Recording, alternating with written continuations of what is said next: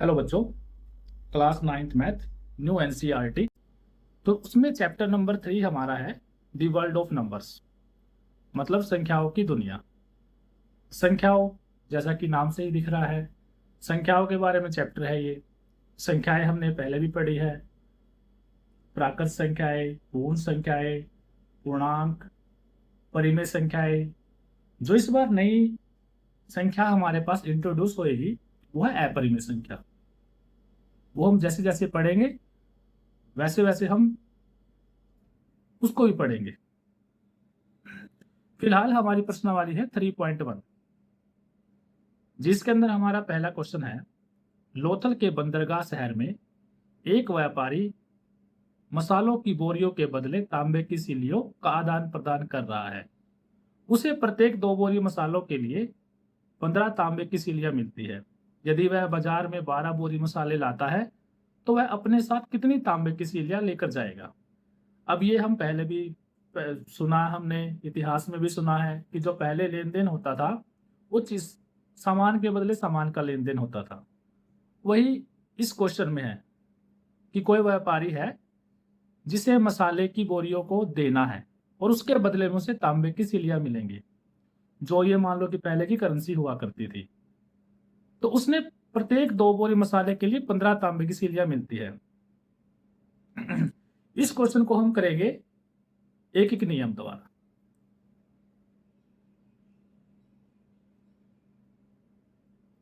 एक एक नियम हमारा क्या होता है?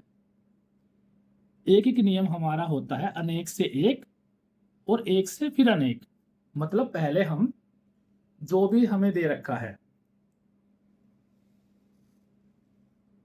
पहले हम एक चीज का मूल्य निकालेंगे, उसके बाद हम उस एक चीज से ज्यादा पे जाएंगे। तो पहले हम क्या करेंगे, इसके लिए हमारे पास है 2 बोरियों मसालों का एक रेट लगा लो कि 15 तांबे की सिल्लियां है और हमें 12 बोरी का निकालना है। तो पहले 2 बोरी का है, उससे हम 1 बोरी का निकालेंगे और फिर 12 बोरी का निकालेंगे। कैसे?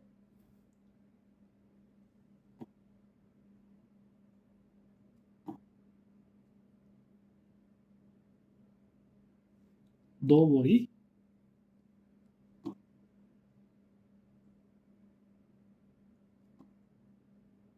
मसालों के लिए मिली सिलिया, कि उसको 2 बोरी मसालों के लिए 15 तांबे की सिलियां मिलती है।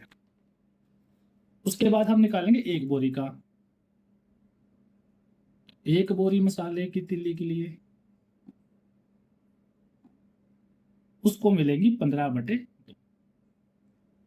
एक सिंपल भाषा में, जैसे अगर हम एग्जाम्पल है कि 3 पेन का मूल्य अगर 30 रुपए है तो 1 पेन का मूल्य होगा 10 रुपए।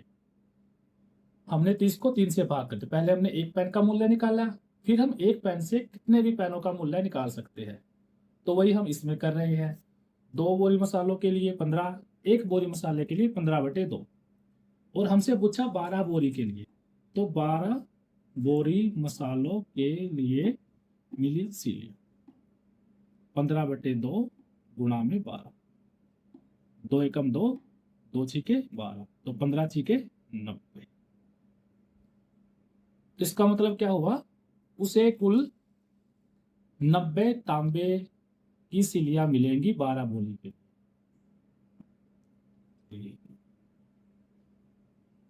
उसे 12 बोरी मसाले के लिए 90 तांबे की सिलियां मिलेगी, या वो 90 तांबे की सिलियां लेकर जाएगा। नेक्स्ट है हमारा क्वेश्चन नंबर 2। इसांगो हड्डी के एक स्तंभ पर संख्याओं के अनुक्रम को देखिए। भाई जो पहले के टाइम की है, ये भी हमारा क्वेश्चन, जो हड्डी थी उसके ऊपर ये एक पैटर्न बना हुआ है संख्याओं।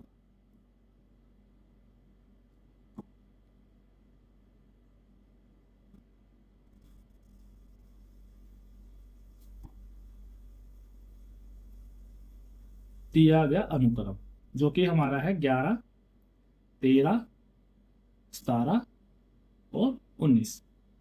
क्वेश्चन है इन संख्याओं में क्या समानता है। अब संख्याएं हमारी कैसी है, एक तो है विषम संख्याएं सारी है 11, 13, 17, 19, लेकिन विषम संख्याओं में 15 भी होती है, 15 इन्होंने नहीं दी, इसका मतलब कुछ और चीज है ये। तो अब इनमें जो चीज है वो है ये सारी अभाज्य संख्याएं। अभाज्य संख्या हमारी क्या होती है,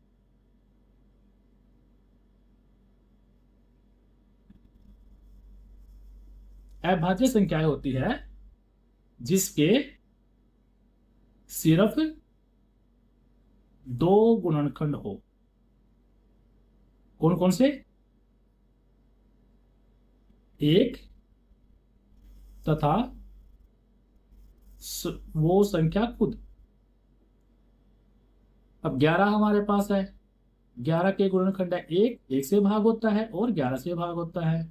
13 के गुणनखंड है एक और 13, इनके अलावा किसी से भाग नहीं होता। इसी प्रकार 17 के गुणनखंड है हमारे एक और 17। 19 के गुणनखंड है हमारे एक और 19। तो क्या मिला हमें यहां से कि ये सारी संख्याएं अभाज्य संख्याएं हैं।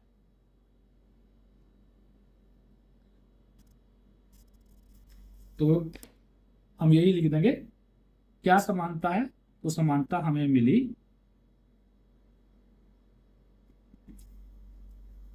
ये सभी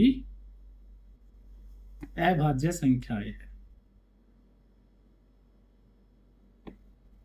अभाज्य संख्याएं वो जिनके दो गुणनखंड होते हैं, या आसान भाषा में जो सिर्फ एक से भाग होती है और खुद से भाग होती है। अब नेक्स्ट है इस प्रतिरूप में आने वाली अगली तीन संख्याएं लिखो। अब ये हमारी अभाज्य संख्या है। 19 के बाद की अभाज्य संख्या, अगली तीन संख्या। 20 हमारी भाज्य है क्योंकि 20 हमारी दो से भाग होती है एक्स्ट्रा, एक और 20 के अलावा। 21 भी भाज्य है, वो 7, 3 से 7 से भाग होती है। 22, 23, तो नेक्स्ट जो नंबर है वो हमारा है 23, जो एक से भाग हो रहा है और 23 से भाग हो रहा है। 23 के बाद नेक्स्ट 24 नहीं है, 25 नहीं है, 26 नहीं है, 27 भी नहीं है। नेक्स्ट नंबर हो गया 29, जो एक से और 29 से। उसके बाद 30 नहीं है, लेकिन 31 हमारा हो गया, जो एक से भाग हो रहा है और 31 से भाग हो रहा है। तो अगली तीन संख्याएं हमारी क्या हो गई, 23, 29 और 31।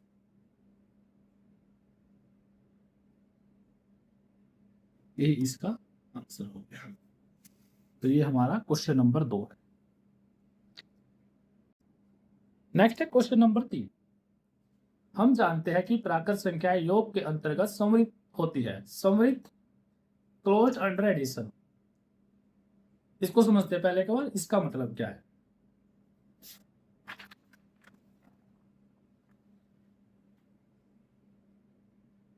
समृद्ध का मतलब क्या होता है,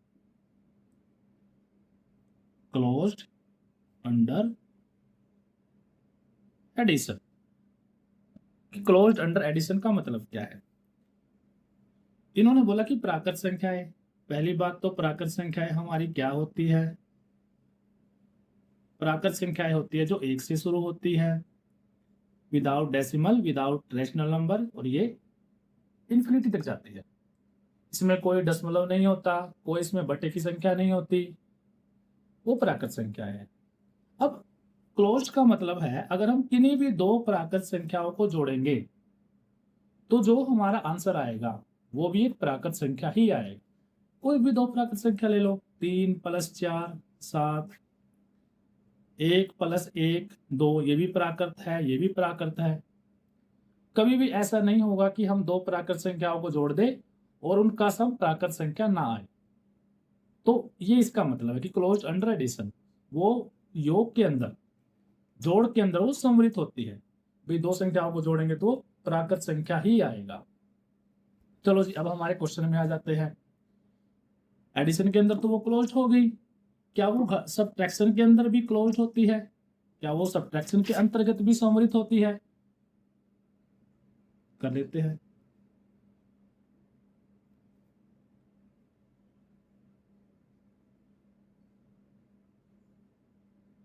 प्राकृत संख्या जो कि हमारी है एक से शुरू होती है वो और अनंत तक जाएगी, ये प्राकृत संख्या हमारी। माना दो प्राकृत संख्याएं, कोई भी दो प्राकृत संख्या ले लेते हैं हम। 3 और 7 हमने ले लिया, 3 7 है। अब है घटा, जब जोड़ था तो 3 + 7 10 हो गया हमारे पास, वो प्राकृत है। लेकिन घटा का मतलब क्या है? 3 - 7, 3 - 7 हमारा आएगा -4, और -4 हमारे पास प्राकृत संख्या नहीं है, क्योंकि प्राकृत संख्या तो हमारी प्लस की होती है सारी। -4 हमारी प्राकृत संख्या नहीं है, तो इसलिए क्या लिख देंगे हम यहाँ पे कि प्राकृत संख्याएं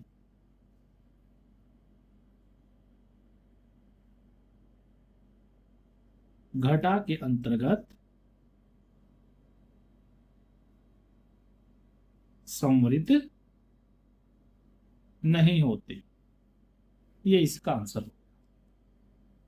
ये नहीं कि सारी नहीं होती, कुछ जैसे अगर 7 में से 3 घटाएंगे तो 4 है, वो प्राकृत संख्या है। लेकिन हमारा जो रूल होता है वो सभी के लिए होता है कि क्या सभी संख्याएं, सभी को घटाने से हमारी वो प्राकृत संख्या ही बनेगी, ऐसा नहीं है। हमारा कुछ घटाने से प्राकृत बनती है, कुछ से नहीं बनती। हमें तो सिर्फ एक एग्जाम्पल चाहिए जो इसको कॉन्ट्राडिक्ट करे, जो उसकी रेंज में ना आए। तभी हम बोल देते हैं कि नहीं जी नहीं, ये तो नहीं होगा, ये प्राकृत संख्या नहीं है, तो ये हमारा संवरित नहीं है। जैसे जोड़ के अंदर हमारी सारी की सारी ही प्राकृत बनती है, कोई भी दो संख्या को जोड़ो तो प्राकृत है, वो सभी के लिए ट्रू है। लेकिन ये हमारा ट्रू नहीं है, तो इसलिए प्राकृत संख्याएं घटा के अंतर्गत संवरित नहीं होती। तो ये हमारा हो गया क्वेश्चन नंबर 3। क्वेश्चन नंबर 4, प्राचीन भारतीय गिनने के लिए अपनी उंगलियों के पोरे होते हैं ज्वाइंट्स, जो हमारे ये हाथ है योग इसके पोरे, एक उंगली में 3 पोरे हैं, का उपयोग करते थे। यह प्रथा आज भी देखी जाती है, आज भी हम करते हैं ऐसे 1 2 3 4 5 6। प्रत्येक उंगली में 3 पोर होते हैं और अंगूठे का उपयोग इन्हें गिनने के लिए किया जाता है। भाई जैसे 1 2 3 4 5 6 7 8 9 10 11 12, तो अंगूठे का उपयोग कर लिया उन्होंने गिनने के लिए। उंगलियों में 3 पोरे होते हैं। अब एक हाथ पर कितनी संख्या तक गिन सकते हैं? यह प्राचीन आधार 12 गिनना। अब पहले तो क्वेश्चन यही हो गया हमारा कि एक हाथ पर कितनी संख्याएं गिन सकते हैं, तो संख्या कितनी हो गई? 1 2 3 4 5 6 7 8 9 10 11 12। हम एक हाथ से 12 संख्याएं गिन सकते हैं। अब इसको लिखेंगे हम कैसे?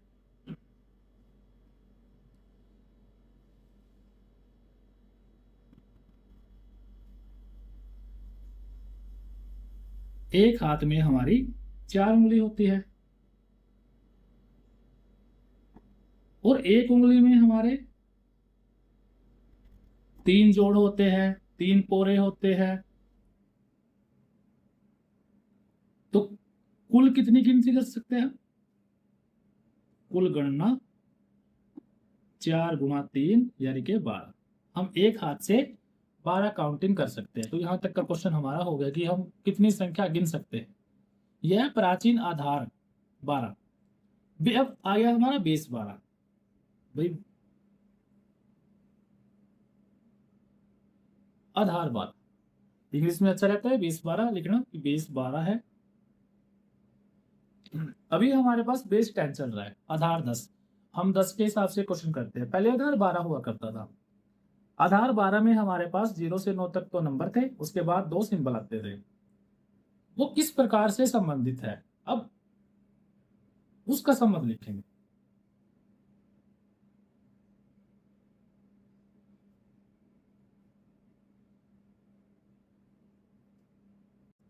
तो जैसे आधार 12 था, उसका यूज कहाँ होता था?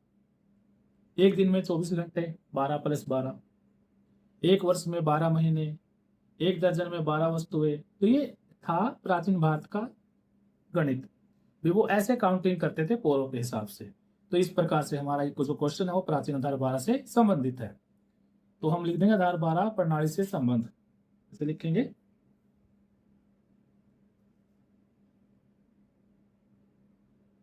प्राचीन भारत में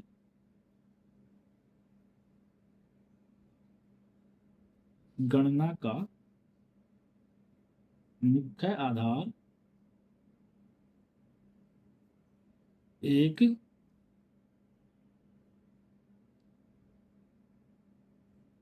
हाथ के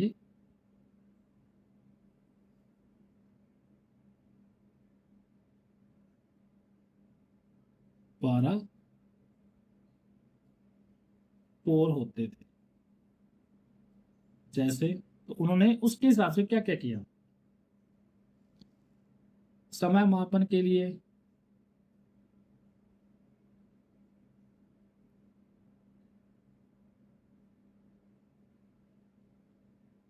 एक दिन में 24 घंटे, 24 घंटे नहीं कि 12, 12 का मल्टीपल हो गया 24 घंटे, 12 + 12, एक वर्ष में 12 महीने, एक दर्जन में 12 वस्तुएं। तो इस प्रकार यह प्राचीन आधार 12 से संबंधित है।